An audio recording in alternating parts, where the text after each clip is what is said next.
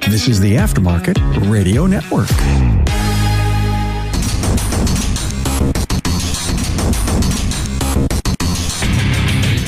Welcome, everyone, to yet another episode of Diagnosing the Aftermarket A to Z. I'm Matt Fonslow, and I get to welcome back again Glen Forehand, a good friend.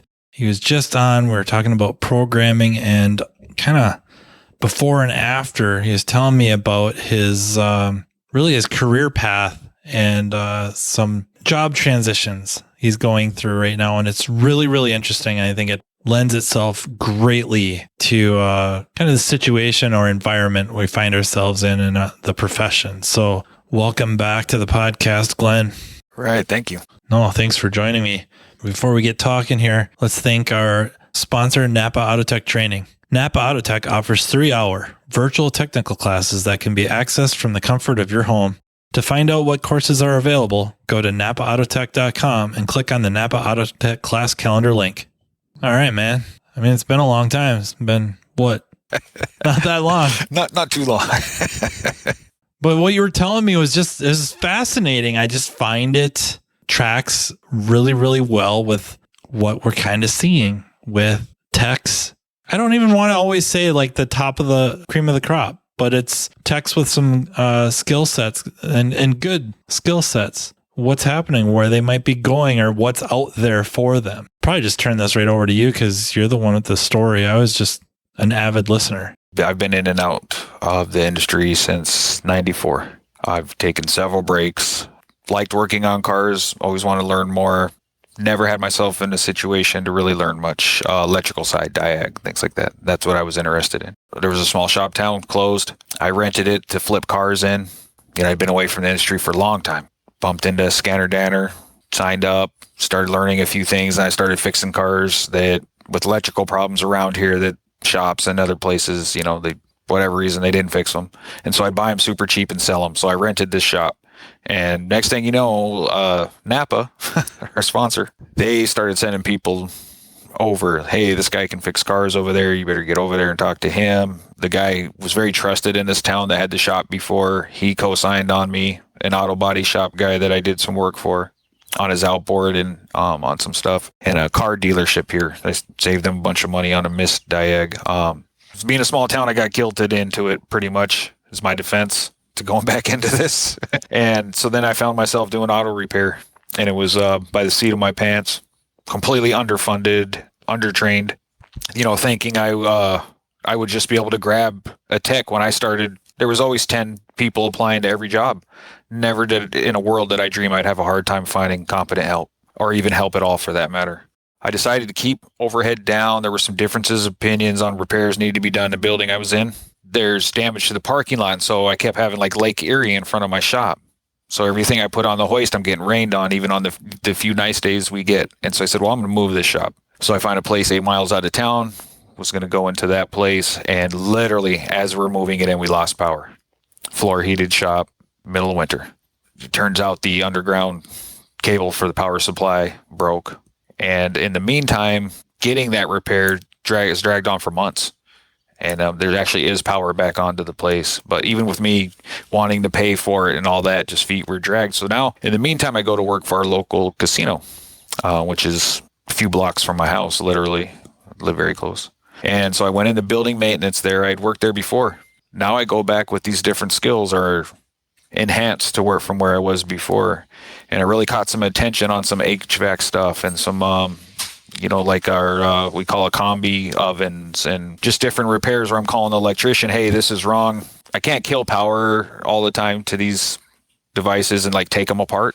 If it's something that has like high voltage, even if it's 110, really not supposed to without the electrician signing off on it. So I'm just calling them and telling them this is what's wrong with it, and raised eyebrows and all this stuff. And so, now I'm already offered a supervisor position on another shift. They're talking about, hey, we know these guys in HVAC. They would love to hire you. Do you want to be an electrician apprentice? You got to go take these classes, but we want to hire you. Everywhere I turn around in there, they're trying to hire me out of the casino even. I have a different pay scale depending on what time of day I'm working, because we have differential pay. Very generous differential pay. The mean average or whatever, I get paid about $25, $26 an hour, somewhere in there. I think it's 26 and change to probably work 2 hours a day in an air conditioned facility. Like we mentioned, the rest of the day we do whatever we want. We're encouraged to do whatever we want as long as we're not wreaking havoc. We're even allowed to do a little bit of that, but I'll work valet. Yeah. right. We have this, and like they have vehicles and equipment all over the place. If I want to go around and mess around with something with the thought of maybe even getting something to run or work better or whatever, free reign, absolute free reign. Like we do a lot of PMs. Think of it, it's like industrial maintenance almost, the part where I'm at. And so, we might knock out some PMs or some repair work. Say it takes me 2 hours. I have 6 hours of the day. I can literally do what I want to do. If you were to try to get a job at a shop, is that comparable to that? Would you make as much or more or less or? So a guy that I was 1099 and whatever, however you want to call it, anyway, subcontracting or subletting work to, he wanted 15 to 20. I paid a minimum 25, often 35 an hour. But the next shop that you're going to get around here hourly, you'd be lucky to get 15. Lucky, probably 12. If you want to drive 45 minutes, 40 minutes to the dealer and not the best flat rate situation again. Like I said, the ABC tech thing, I don't know. I call myself a very good beast knocking on the door in A-tech status kind of level of skill, I guess. I can do some things to surprise a hell of a lot of people, and I'm dumb as a box of rocks on other things because of coming in and out of the industry, so many times. I'd probably be lucky at a private shop there to get 18. So, it's very comparable dollar per hour. And then is it an assumption that you're getting medical, dental, eyeglass benefits there or? Yeah, so I'm minimum $7 an hour higher at the casino than what I would be elsewhere. I have full benefits, 401k matching, PTO. I think my first 90 days, after I passed my 90 days, they gave me 36 hours PTO already. It goes up for every year of service. You also get cash money at these 1 year, 5 year, 10 year. So they pay you extra money. Well, they're in casino chips, but. Right. And then, so we have potato harvest and things like that, right? So we can actually take leave without losing our job, whether we have PTO or not, and we can go harvest potatoes because they know we're going to make so much more money, and they'll cover our job for us and hold our job till we get back from that. So they'll do that with potato harvest, leaching, beets, wild rice. I'm trying to think. They've got generous leave plans for whatever, if you're having kids or whatever's going on. And it is full health. They also will give you loans with payroll deduction. Say my transmission went out and I need a couple grand to fix my transmission. They'll loan me that money and do payroll deduction several times a year. You can even have multiple loans going at the same time, actually. Did I mention it's air conditioned? It's Minnesota. It's always air conditioned. Just open the window. Right. Yeah.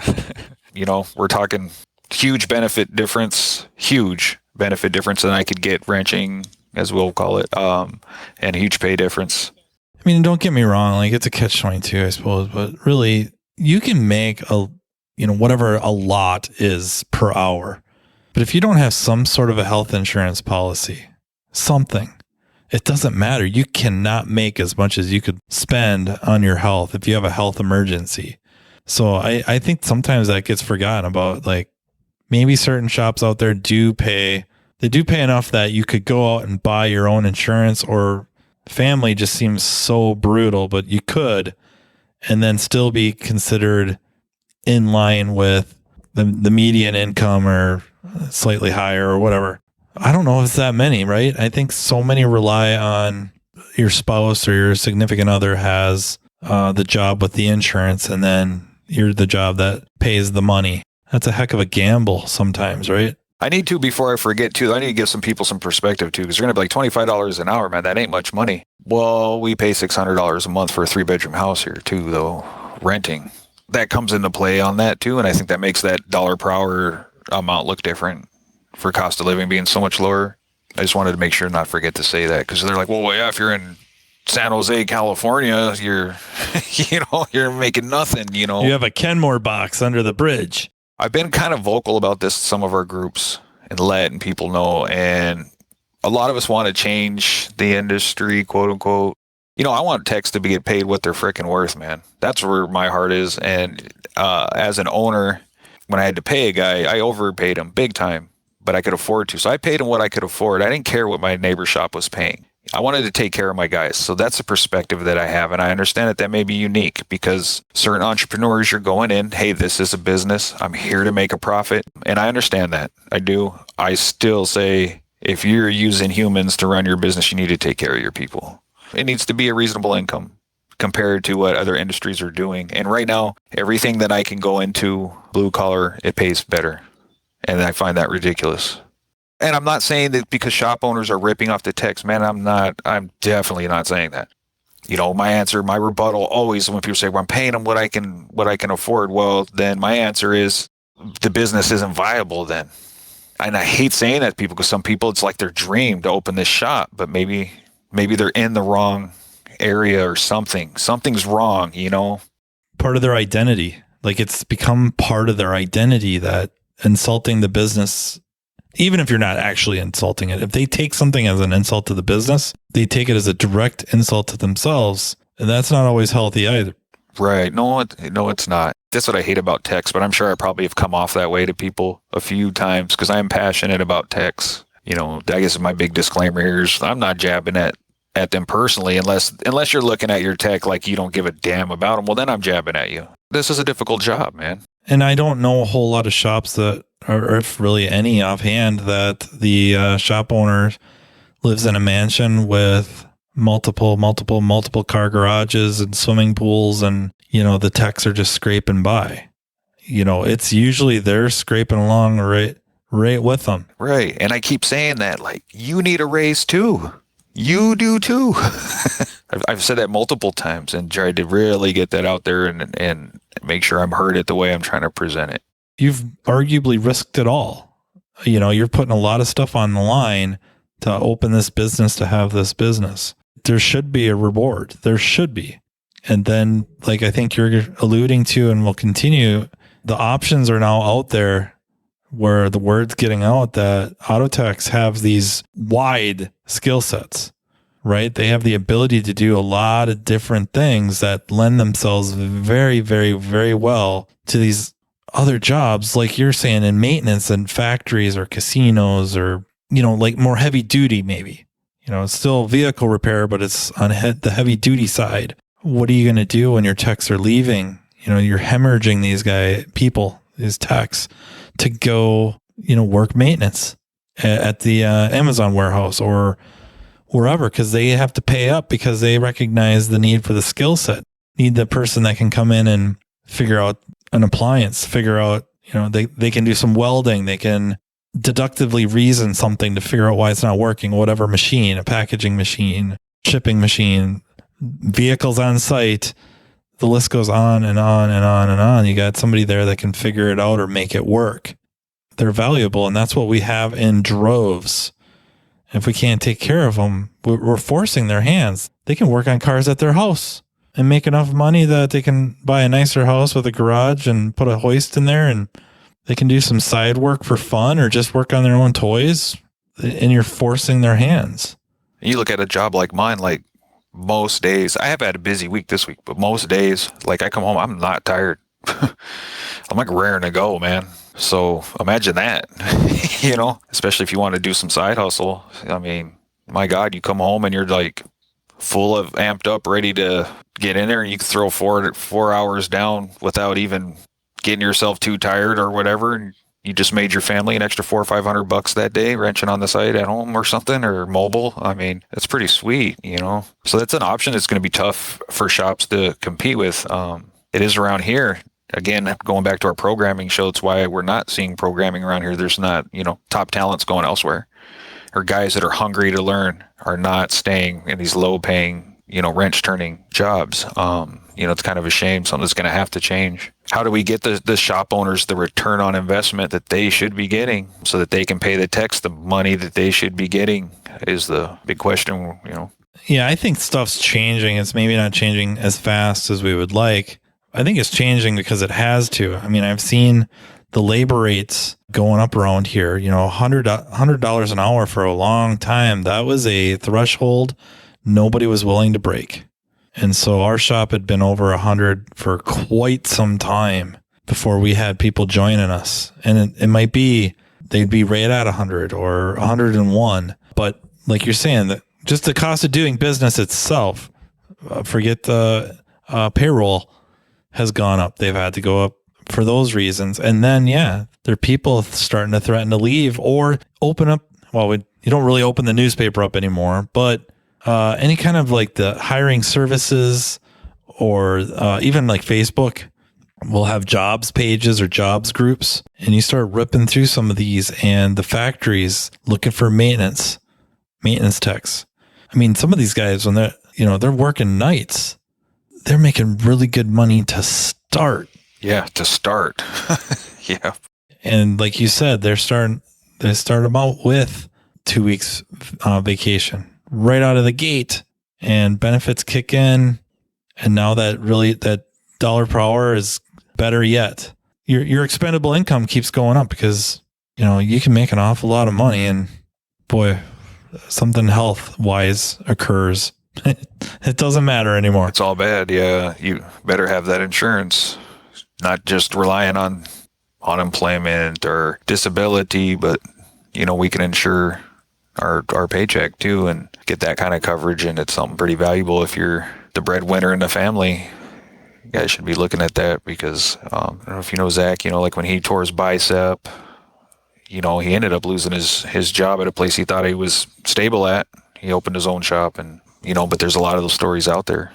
Guys slipping discs or whatever, if you're in an at-will state. I mean, there's not a lot of techs beating down the door anymore. I guess we're not as easily replaceable, but it used to be that way where you get replaced. You could get replaced that day, quick phone call and you were out of there. I'm bumping heads with all these different trades, and we have outside contractors coming in all the time, right? Okay, like our electrician, he just kind of freaks out because we have this big oven that went down, and so we pull the side panel and quickly deduce messing with things, like the sink's popped a fuse. Okay, well, he has 15 amp fuses, he doesn't have 5.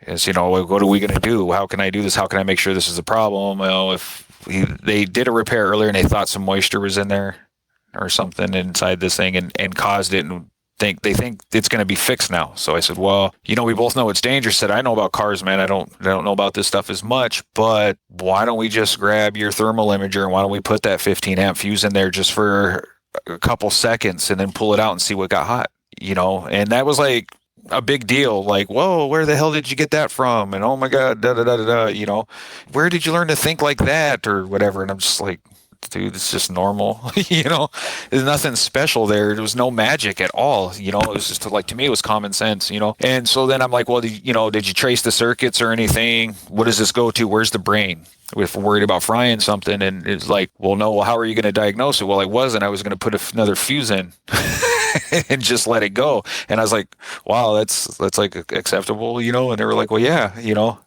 but I'm stuck with this 15 amp. So I said, well, did you trace the circuit? No. 5 seconds later, well, here's your problem right here. Here's a wire that's got a nick in it and it's all green and crusty. And there you go. Follow it up to this junction block right here. And you can see it's a little discolored there. So, and that was it. So we just did a workaround, tied in there, boom, put the thing back together. Worked great. I was like, you're going to put the amp clamp on that wire, and see what it's drawing in case that 15 amp fuse is going to get us in trouble. Oh, no, we're good. It's good enough. If it breaks, they'll call me again.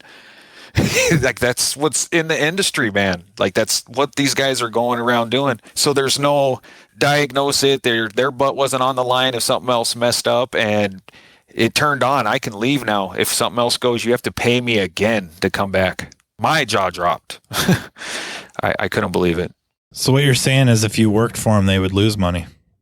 I guess so, man. Yeah, really? I guess so. And there's been a few things there. I won't keep boring you with the stories, but there's just been a few things there, and they're like, like, how the hell did you fix that? And I'm like, well, what do you mean? I'm looking for a signal on control to this, that, or the other. Why isn't this like I'm putting my hand on a relay? It's not clicking. I got a problem. So I know it's back this way. And they're just, I don't know, looking at me strange. Like, isn't this like common sense? Vehicles. It's a casino. They've got a ton of vehicles. Just going out there fixing little stupid things every once in a while. They're acting like we're gods or something. Well, and if they had the room, they might even set you up with a small work area with a hoist and everything. Right. But then, and then it comes to a question though, should I do that to myself? I was kind of wondering, like, where does this go? Because I'm thinking of just tech. Maybe they're like you said, something happened where they lost their job or they got fed up. Probably more likely that one, the latter. They got fed up. Just saw the ad. I'll go work here in maintenance for a while, and then just kind of be able to stay above water here for a bit, and then maybe I'll find another shop, or maybe I'll just go into business for myself, right? And then you get there, and all of a sudden, you're kind of wrestling with if you ever want to leave, right? Steady paycheck, you got the benefits. For the most part, enjoy the job, or it's not overly challenging. They really like you. And like you said, you got energy when you got home. You probably have money.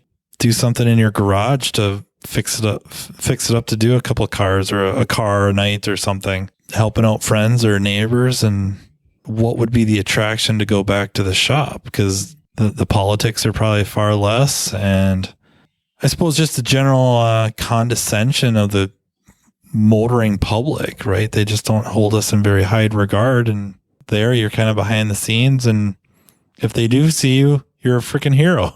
And like how many times we've had customers that had dumb little issues and their car wasn't starting or whatever, it's 30 below and they're like, oh my God, my blower motor ain't working and I spent all my money at the slots and I can't get a hotel, or what are they going to do? Well, the casino's not even my car anymore. They have the title, but and I've seen a casino actually put people up for free a couple of times, try to help them out. But I'm like, I go under there and whack, your blower motor's on. There've been so many just weird little things, especially like on their equipment too, just walking up to it. Like we have a gravel spreader to throw like sand and stuff down in the parking lot. And of course, we had an ice storm and it wouldn't start. Call Glen, see if he can do something. This was actually the last time that I worked at the casino, and I went over there and it was just a stuck float or something stupid. Got it running. Smacked the carburetor and...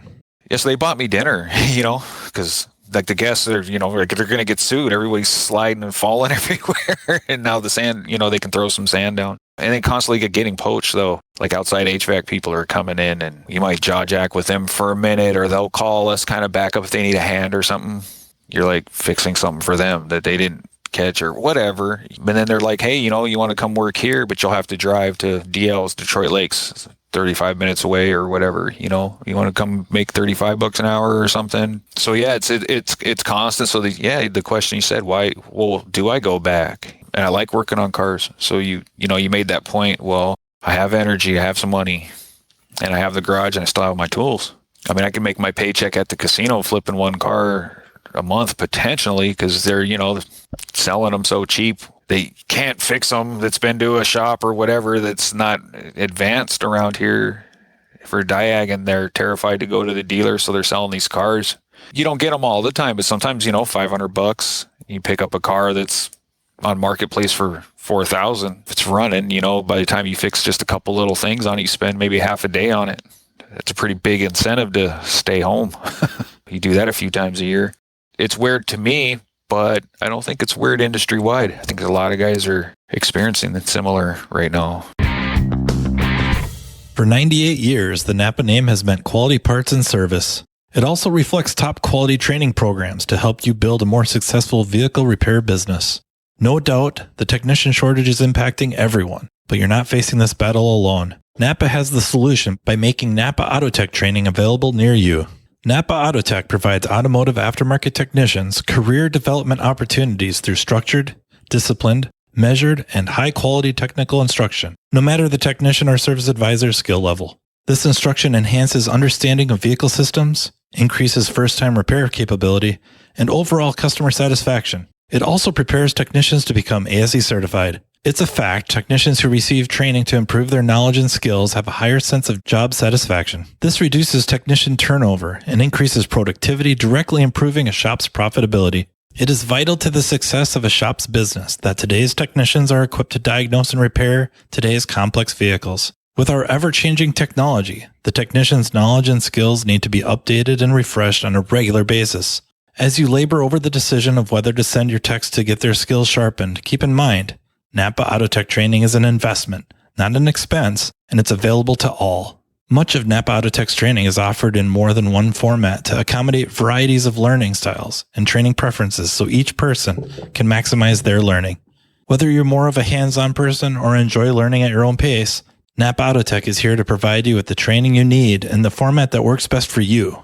To learn more about what NAPA AUTOTECH offers, contact NAPAAutotech.com. I know a guy he was a dealer tech, and he left in a fit of rage, drove straight to they make indoor fireplaces, gas fireplaces, and he gets a job right away, and it's less money per hour.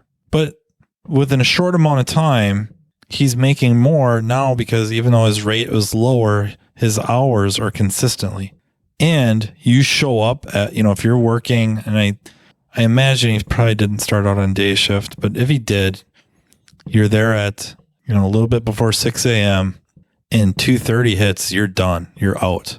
It's pretty rare that they're asking you to stay late. And if there were some issue, it's time and a half. No questions asked. And granted, maybe that's the difference between a big company and a small business, is that if you're having to stay late to fix up this car, is the owner kind of barking at you because, hey, you know what, if you wouldn't have been dragging your tail during the day, I wouldn't be paying you overtime to finish it up or something like that. Where there, the pace is much lower or slower, I guess. And it's really no question. If you're there late, you're getting paid overtime. And he found out that it was easy. And I tried so hard to get him to come work in our shop. And he's just done. Like, no, I want nothing to do with that ever again. And I wasn't going to pay him flat rate or anything like that, but he likes that environment now. And it's like we ran out a really, really good tech. Yeah, and that's horrible. And how many times has it happened today? I fear a lot.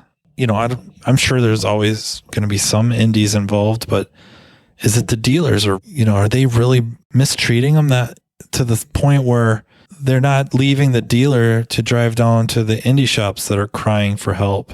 They're just done. They're out. I think a lot of these guys are talking to people in other trades, man, and learning what their options are by and large. I think the only thing keeping it from being a larger exodus is the fact of the uncertainty going into another trade where, hey, I've reached a certain level in auto. Us older guys anyways can relate. There's a lot of pride and ego. You come in, you're the man, that guy's got a lot of skill set. Not all of us are pretty darn humble. I am, because I haven't earned those stripes yet, so I'm still humble. But every time about time I think I have something figured out and I'm pretty good at it, a car shows up immediately to put me in my place. Right. I don't know how people can do it. I don't either.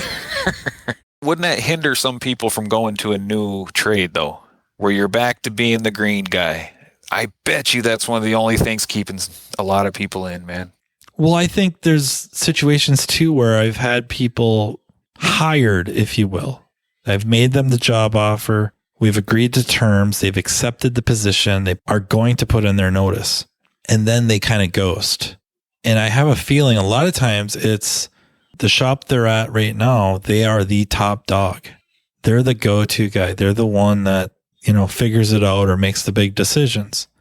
And they're coming into a shop where they're not going to be the top dog. And I'm not even saying I'm the top dog. We got other techs, they have their domains that they are, the authority, and you're coming from this shop and you're not going to be the authority, at least not starting out. But then how do you grow? That's my question. It's an odd ego thing, because if I show up and I'm not as good as I hoped I was, chances are this is the path to get way better. Right.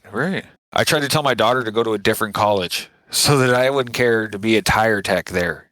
Around here, I can't name a shop. There could be some, and I just am unaware of them. But I don't know what shop supports higher learning, believes in tooling, and will treat you halfway decent. I know your personality from, being online and everything, where I think, if you have another tech in the shop, you can have those conversations where a guy's like, hey man, here's all my tests that I did. Here's my results. And I'm a little stumped here. I feel like you would nudge him in the right direction, if not a lot more than that. Well, first I would try to make you cry. Well, you probably would every day anyways. I'm going to belittle you for a long time. And then, no. Oh, so we're going back to the 80s and 70s then. Yeah. Throwing wrenches at their apprentices. Old school. I'm going to come over and I'm going to look over your shoulder and you're going to say I'm stumped and I'm going to go, I see the problem right there. And then I'll walk away. No. Yeah, see, I'd weld your toolbox shut. So. I would not do that. But no, I seriously though, I talk to the family. Hey, what do you guys think about this area? Because they know that I have a passion for working on vehicles. I love it. I've always loved it. I've gotten out of the industry so many times because one, pay, and I couldn't pay the bills, or two, I was stagnant. Either they weren't offering training or I couldn't afford to get more training. And so I was caught in that, hey, you're not good enough to do this diag work or whatever, so you're going to be slinging front end parts and that's just where you're at. And it's like, no, I'm out. Bye. I have a very hungry brain. Like one of the reasons I took the job at the casino, one of the stipulations is that I get to learn from some of these other tradesmen that were employed there, the electricians and whatnot.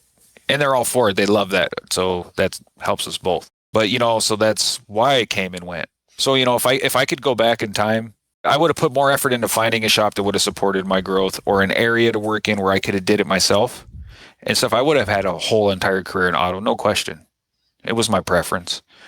But now that I'm 48, this late in the game and all that, and I have this ability where I can still do it, but maybe even more to my own pace. Maybe I have this car in now and I can hook up to every module and, fart around and get waveforms and build my library and I can test this system or that system and get the growth that I want. It's the learning that I was always after.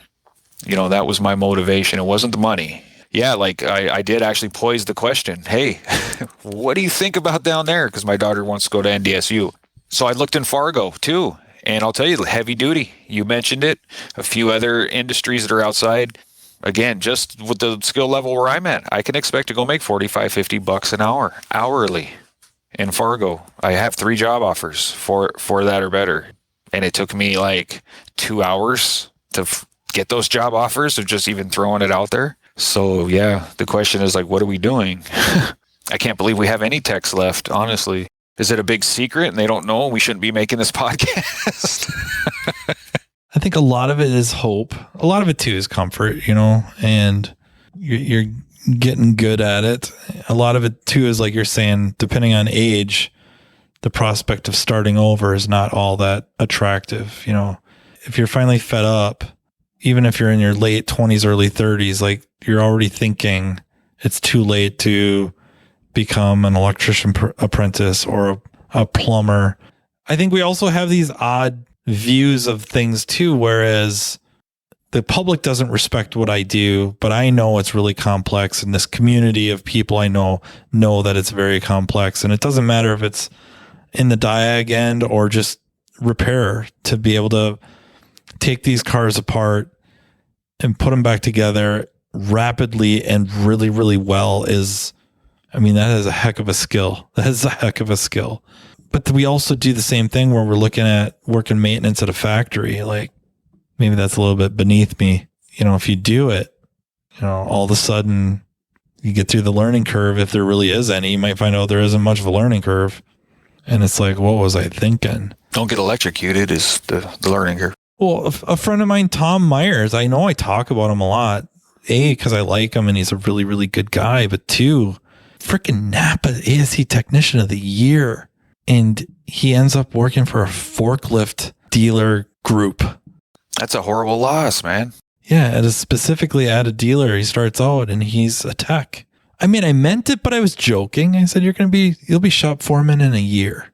Yeah, whatever. And he's scared because it's going to be so new and he's never worked on forklifts before. And well, then he finds out a lot of these, forklifts they call trucks, and a lot of them have engines from, Chevy 6.0 liter engines or 5.3 liter engines. And he's immediately the most knowledgeable guy in the building. There I sit, like the guy was and is, but insanely talented, super good guy, super good personality to have in a shop. And we drove him into something else or didn't give him a reason to stay. I think that's got to weigh heavy. I'm not trying to rally up everybody to get angry with the auto repair profession, because I think it's very much on the up and up. I've, at least in our small world, we've witnessed salaries going up, up, up, benefits going up, up, up, the work environment improving. And I don't want to just catch up to everybody else. I want to blow them out of the water. But I think also the truth has to get out, and it has to sting a little bit, and make sure we're not the ones doing that, and make sure we're not giving our people reasons to not stay. It's not so much that they're looking to get out. It's a friend of a friend gave my name to somebody that was looking for whatever position to be filled. And they called me up, and I talked to him for a little while. I wasn't going to give him much time. And then an hour later, we're still talking. A week later, I am sitting in their office, and I'm interviewing. And then 2 days later, they offer me a job that I don't know that I can turn down. If it was close, I would stay here because I like it here. But it's not even close. And sometimes the numbers are that. We got a ways to go to hit some of these numbers to be able to give you that kind of money. But other times, I got to believe a well-run shop where you're at could easily afford to pay you more than $25 an hour, and some way of providing health insurance or take the sting out of it in the 401k and, make work a little more enjoyable, where it's not so much like you got to bust your tail to crank out enough hours to get this number. Why would any intelligent human being do that? That's the part that absolutely kills me. Okay, out of the trades, why are we doing the most difficult trade, and then we have to do it the fastest, and we have to destroy our body over time doing so? How in the hell did we paint this picture? Like, how did we get here? I don't even understand it. It's mind-boggling. I don't remember it always being that way.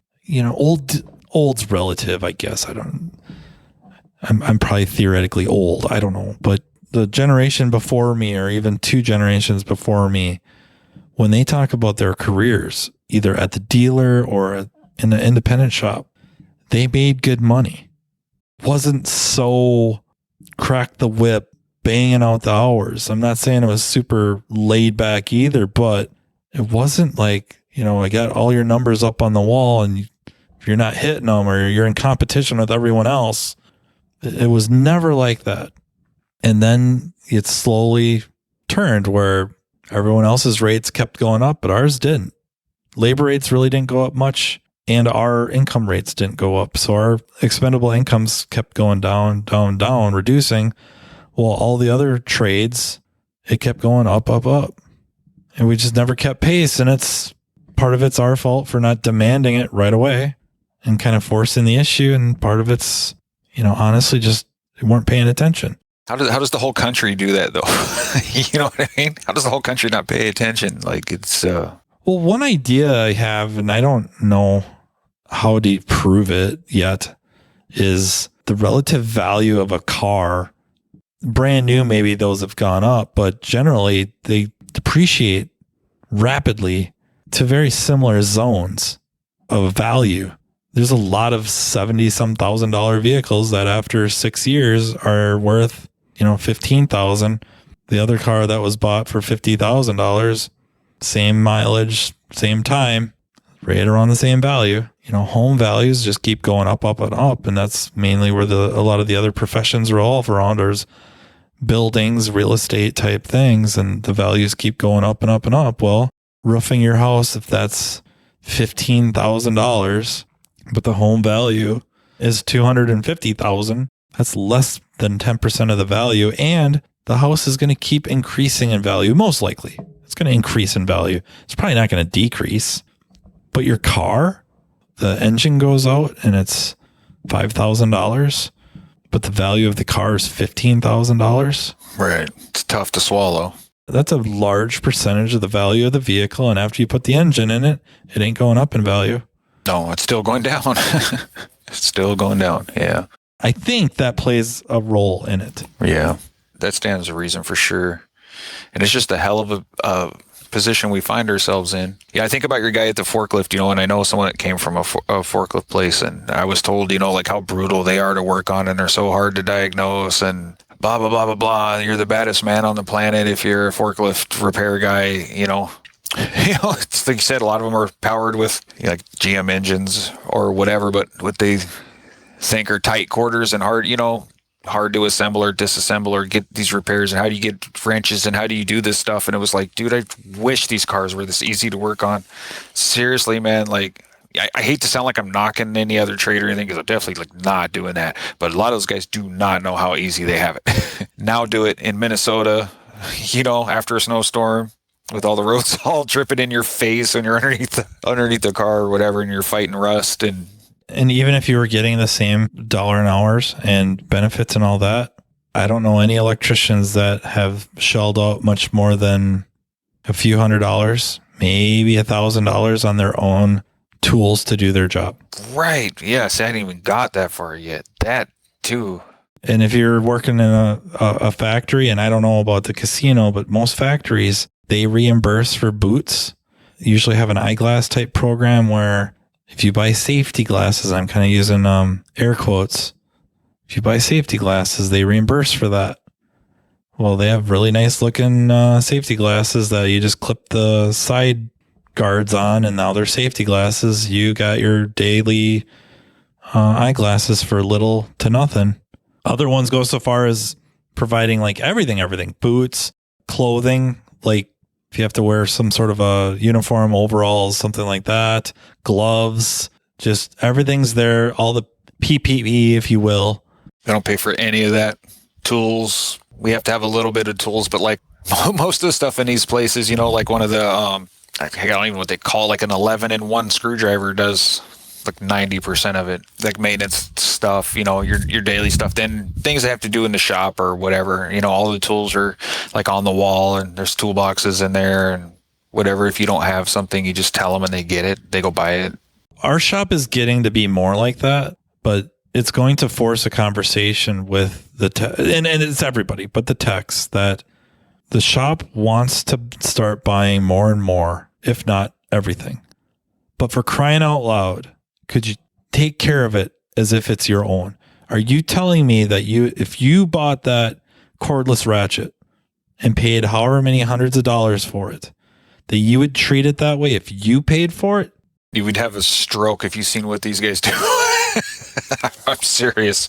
I don't think we're asking a whole lot, that if the shop starts providing these things, that you treat it better than you would ever treat it your own. And stuff's going to get beat up. It's a tool. You're going to have to use it. I get it.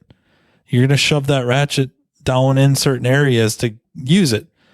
Are you going to be dropping it on the floor, throwing it on the floor, throwing it from 6 feet away into your toolbox if it's yours? Maybe you would. You maybe wouldn't after you broke it and then had to buy another one. Then you maybe wouldn't.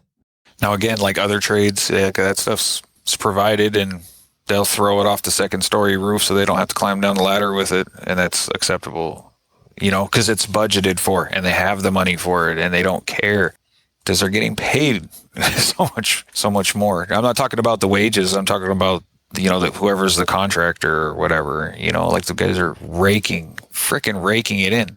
So there's my parallel. The owner of the automotive repair shop is not raking it in like that. And that's crazy. He should be making more. I will preach that till I'm blue in the face. He should be making more than another business of comparable size in a different trade. Should be making double. I'm sorry. But so much more invested, so much more liability. There's so much more everything.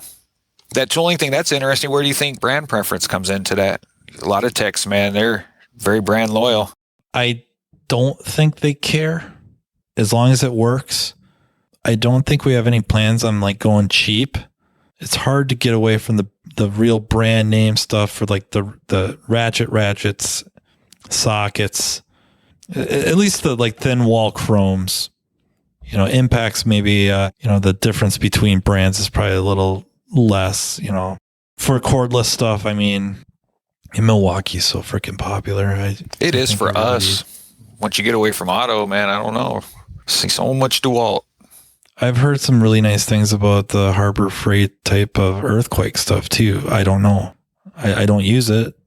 Whether we could buy it off the trucks or stealing ideas from others, I've seen in various places. One idea is maybe it's not the shop's toolbox and the shop's tools. It's more or less like a tool allowance where these are your tools, and hopefully you respect that you're going to be using them here, not carting them home and stuff like that. If you got a job to do at home, for crying out loud, of course, but they're your tools. The shop's essentially buying them for, whatever, a little bit of time of service or something. I'm just thinking honorable, not trying to make these rules to prevent anything, but you would like everything to remain honorable between both parties, the shop and the tech. And maybe we go that way. It's like, you decide, you tell me where to write the check to. Okay, so if you had like a shelf in the back and that's where all the impacts were, or this or that or what, then, our guys at the end of the day putting the cordless impacts back there, and they're not putting them on the charger, or they're not, you guys start pissing each other off and you get a pissing match. And that's what I see at work constantly all the time. I keep my Milwaukee stuff in my locker. Stuff, I have a drill or something over there too. I keep my own just because nothing's ever charged. It drives me insane. I have some tools there that I brought into because I can't stand that, like you open the wrench drawer and you have to sit there for 5 minutes. Like almost everything's standard there too. But so I had some standard sets I'd never use anymore. I brought a lot of that stuff in just because of that. Drove me insane how they are with tools though. But they don't care. They're not under the gun to be efficient like that, So it's a whole nother thing. What's the workload comparison? Like what's the pressure there? Like we have none, dude. I guess the only thing we're ever pressed about is a water leak. I can't think of anyone there that works at a pace that I would ever hire them in an auto repair facility. I don't know how to combat that because we have to get work done and we don't pay flat rate, but I'd like to think the hourly rate is pretty good. We have a profit sharing program set up where, the shop makes its nut. And then after that, everybody gets a little bit of piece of the profit after that. So we break even and then everybody gets a little bit of a piece of that. And the idea is there's only two ways for the shop to make more money. Two reasonable ways, right? Okay. One is we work on more cars, fix more cars, more ROs per month. That's how, or day or whatever time frame, more. Or we make more per car. So higher ticket levels. That's it. Those are the two ways. What is going to be your contribution to one or the other or both? And it could be, I'm going to be more efficient. I'm going to get more work done per day or more productive. I am going to help bring in more work. However that may be, every contribution to those two things that drives up the ethical profit. And I stress this. I know, the grand scheme with economics, ethics doesn't really play a role. But I think in the spirit of things, anything that contributes to the ethical profit of the shop benefits everybody. Depending on your role and your contributions, we tweak those numbers a little bit. So I got the guy over here that, the tech, he or she just cranks out high quality work at a high rate, very productive. Maybe they have a slightly higher percentage than somebody else that's doing less work, but it's still high quality, but then maybe I got somebody over here that they shine on inspections and they find legitimate work and they're really good at it and they're really good at documenting it and making it easy for our service advisors to present it and sell the work. Like, just trying our best to be fair. And that bonus check, there's really no ceiling, right? There's no level we're going to hit. Like, okay, that's enough. My goal would be at some point, everybody, like their base rate, they don't care if it ever goes up. Wherever it's at, it's where it's at. That bonus check. And it involves everything. Can I help her with this? Can I help him with that? What can we do to make this place hum more? Hey boss, I think we should move the oil rack. I think we should move where we keep the oil filters. I think we should buy more oil caddies. I think we should get more carts. I think we should have another toolbox set up over here. Anything that helps drive up those two contributions to profit. That is a good motivator with the right mentality. But you wonder about the youngsters, though. Are they going to go for that the way we did? We came in and we had 10 people in line behind us waiting to take our job. And so we were bred for efficiency. And our background was, the greatest generation, the World War II vets. And man, they were freaking tough and you better be a hard worker. You got me beat by just a little bit. You look way younger than I do, but I don't know about that either. I'm glad they can't see us. they're looking though. Right now. So the younger ones, okay, the ones that we have bought into it as well. And I think for them, it's like the ethical stuff means a lot to them. It does to me, very much so, yes. More than I would have ever thought. The ethic thing for me was, I don't want you out there selling stuff people don't need. If that happens, I'm going to deep six this program. I'll give you all a couple dollars an hour raises and then forget you. We're done with it, yeah. Yeah, that we're not going to go down that road. That's not how the reward system is going to work. We're going to find real work. We're going to do good work. It's not so much pressure to get it done faster. Get it done as fast as you can while doing it really well, because if it comes back, everybody loses a little bit. You can't make that time back. So hooray, you replace that alternator in a third of the time that it called for, but it came back a week later because you forgot to do this or you forgot to do that, or you did this, you tightened it too tight because you were just ramming everything home with the impact, or who knows, whatever. It just went upside down. You're not on flat rate, so you won't feel the whole brunt of it, but everyone's going to pay a little bit. It's going to hurt a little bit. It's definitely, you created the environment where it's not cool to have a comeback for sure. You know, not that it ever is, but like definitely not when your people are at the end pushing for that bonus. The mentality is, of course, to try to stay busy. Just do everything as quickly as you can while maintaining high standard of quality. And then let's worry about finding legitimate work, selling it, standing behind our work. And can we get more cars in? Yes or no? Should we try to get more cars in? Yes or no? Sometimes the answer is no. Sometimes it's like, nope, start scheduling it deeper. We don't need to get stacked up this bad to try to hammer out this work because it ends up biting us.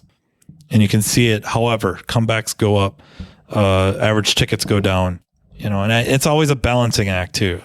Maybe there's shops or managers that have it all freaking figured out. I don't. But we don't want, the people that are pumping out the work, it's already in the back of their mind to work efficient. We don't want to stress them out. Then it's the quality of life thing, that is bigger post-COVID especially too. But people are like thinking about that kind of stuff. Like you said earlier, I would rather not have people going home and just essentially crumbling into the sofa or into the recliner or whatever, that they're just whooped. I would much rather have a good productive day, whatever that is, 80%, 75%. What's fair for tech efficiency in the ideal scenario? If we could get the industry where we rightfully should be for compensation and everything else, I mean, what is fair to people these days? If we said, okay, look, we get to redo the auto industry today, how hard should we be pushing our guys? Assuming the shops are providing most, if not all, the equipment, I feel like AUTOTECH should be making as much, if not slightly more, than their other professional trade colleagues, electricians, plumbers, welders, contractors, construction, carpenters. We should be in that league, if not slightly higher. I would argue, I think our skill sets are wider. How hard would you want that tech to work? Like right now, you have this bonus in place, and so guys are going to work to the limit to their peak ability to do good work, right? Does that remain the same? Well, I think perfect world is if you work 8 hours, you would produce 8 hours. But I don't think that's always possible, right? Depends on a lot of things. Is the shop set up in a way to perpetuate such a thing? And I don't know. I don't think ours is. If our techs are in that really 80% range, a little bit higher, a little bit lower, but consistent and good work, we're ecstatic. 80% productivity. If it's 8 hours a day, it's a little over 6 hours? Between 6 and 7, I think it's like 6.4, but that takes into account that it's all makes, all models. It's a shotgun splatter pattern of what we work on. The town we live in with parts availability, sometimes, we can pre-order parts. They're there ready to go. Sometimes not. And then the rust belt, and it plays a role. And I'm not saying that we bear the brunt of all of it, but it starts lowering production levels a little bit. And then there's just gaps. Like I said, at that range, if everyone's kind of in that realm, the shop's got good income going into savings. We're writing on really nice sized bonus checks, I think. All I can compare is their incomes versus other professions that I'm aware of. And I think we're right in there. The way that you described the percentage too is about what I think we should strive for as an industry. Of course, like our predecessors or whatever, they're, ancestors, whatever, they were, okay, maybe they were harder workers or this or that or whatever, I don't really care. I care to the point that they shouldn't have had to did that, but they did it and they toughed up and they got it done. But if we have the ability to change that, and these parents are going home and they are able to have the energy reserves to play with their children and do all that kind of stuff, then I think it's worth striving for. We're not handing out entitlements by doing that. I tell you, I've cherished that. As I spent all last year, I 12, 14 hours a day or whatever, right? I'm coming home, man, I'm beat. Now I'm coming home and I'm chasing my 3-year-old around. He's not chasing me. And there's days there, like I put in a solid 8 hours. They don't ever ask us to do overtime, hardly. If there's an emergency and a 4-inch water pipe breaks, I'm probably going to get overtime. My busiest day there, I just walked a lot because it's such a big facility. You get to one end and then you get a call and you got to go back to the other. And maybe you didn't have a vehicle so you could go outside and just drive. So you have to walk back through the inside, And so you're tired because you walked a lot. It's not because I was doing yoga underneath a dash for 6 hours trying to solder. And it's a different kind of tired. Don't get me wrong. Like, I know there are shops out there that they're at 100% and it's not a rat race. They're not killing themselves to get there. Whether it's the shop setup, I think one of the main reasons would be is probably a limited car lines. They're only working on a few car lines, or they have car line specialists. The overwhelming amount of work that they do is a certain type. And it wouldn't matter what. It doesn't have to just be brakes, which we, put into that gravy world. It wouldn't have to always be just that, but it's where there's the ability to become familiar to the point where they see the car on the ticket or they drive it in and know what they have to do, that they're literally going to their toolbox, grabbing what they're going to need, putting it in their cart, and they're pretty close to right. There's no back and forths. There's no I kind of know what I have to do on this Land Rover. I did one 6 months ago. Oh, I forgot okay. And I'm not saying that just tanks your numbers either, but it's little stuff like that costs time. You're losing, 1 minute per step and there's 60 steps. You just cost yourself an hour. I'm not bad mouthing anything. If the shop is set up to perpetuate 100% productivity, great. If it's not, but everything else, the numbers work out where everything's profitable and you can pay yourself and pay your employees well. And it's not just well in your imagination. You can do the research and find out that you can go, that there's nothing wrong with running 80s either then. Because I'm sure there's plenty of shops out there running in the hundreds and they're on the brink of collapse. And there's other shops out there running 60% and they're killing it. And coming from a lower class background, I don't want to see labor rates to where those people can't afford to get their vehicles fixed anymore. I don't want to price them out either. So how much of the responsibility goes back to the manufacturers? You're the ones doing this, man. Well, and the government, because they're making the emissions rules, I guess, too. Did they have to come out with a cheap car line or something? Because if we're going to get to the place where our worker bees can't make it to work, that's what I'm concerned about that. Because right now you were talking about the $100 benchmark labor hour, right? To pay for everything. I think we need to be at 300, man. It'd be hard for someone to convince me that we don't, but the byproduct of that would be all for little towns and little areas, people would be able to afford to have the equipment. They wouldn't be stressing out getting programming equipment, What you're talking about to me, and I don't think I have nearly the knowledge required to even remotely answer it accurately though, but that screams to me the strength of the middle class has been degrading over the decades. Oh my God, so much so. Part of it's political, and I pick your side. They're both guilty. I don't know if it's true or not, and that's why I hesitate to answer the question, and I don't present this as an answer. It's an idea, but just kind of listening to Professor Scott Galloway about it is that the middle class isn't formed by accident.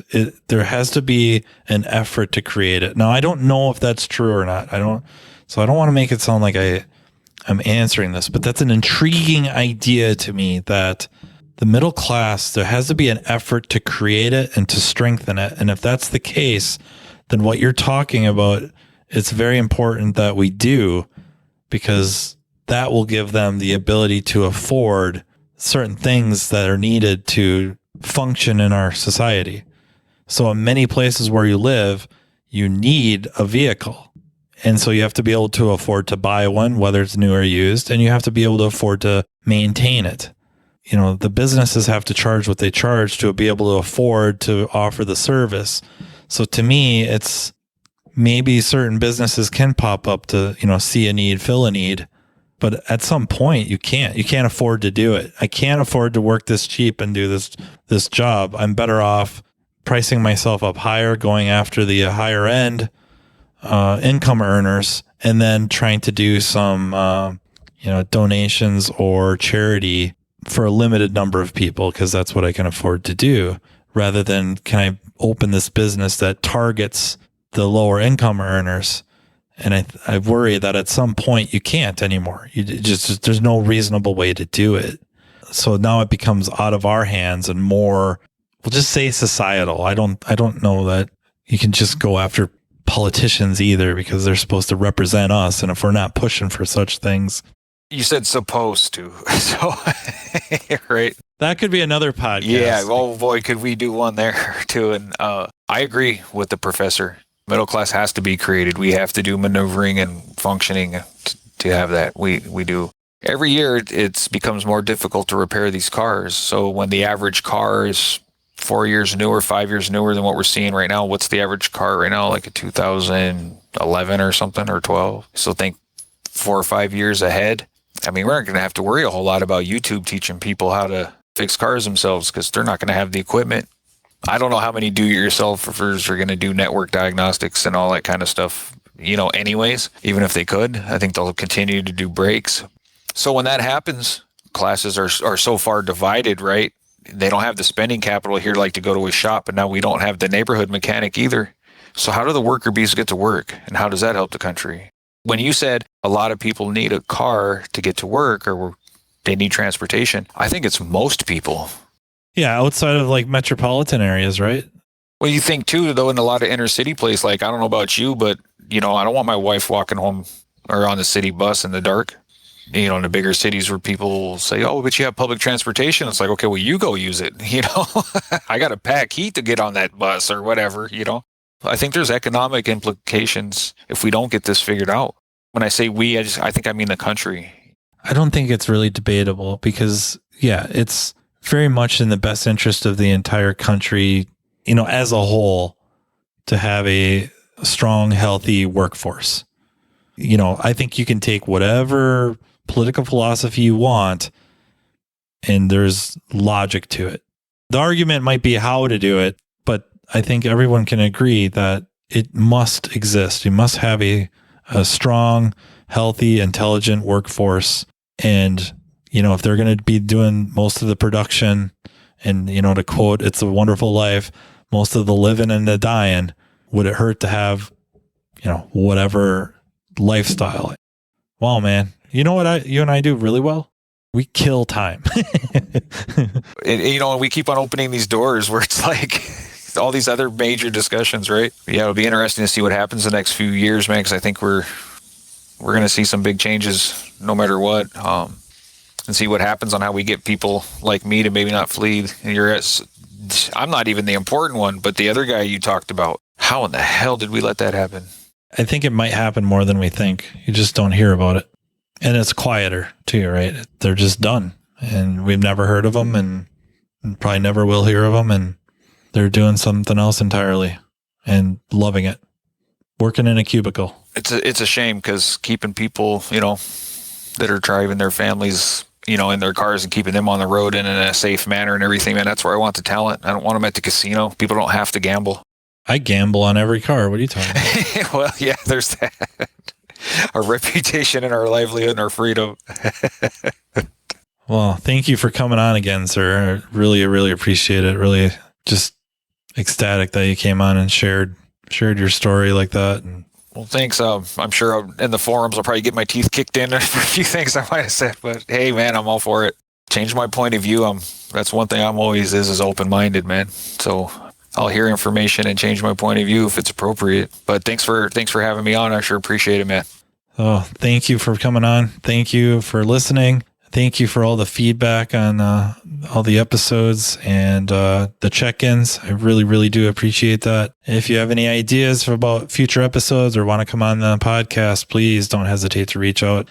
I'm really easy to find on social media. You can also email me at mattfonslopodcast@gmail.com. Thank you to NAPA AUTOTECH Training for sponsoring, and thank you to the Aftermarket Radio Network for making this all possible. So until next time, take care. You've been listening to Matt Fonslow, diagnosing the aftermarket A to Z on the Aftermarket Radio Network. Follow Matt on your favorite listening app. He's very interested in what you have to say. Let him know what you'd like him to cover and come on the show. Matt is all for advancing the aftermarket. Find Matt Fonslow on social media and connect or on aftermarketradionetwork.com.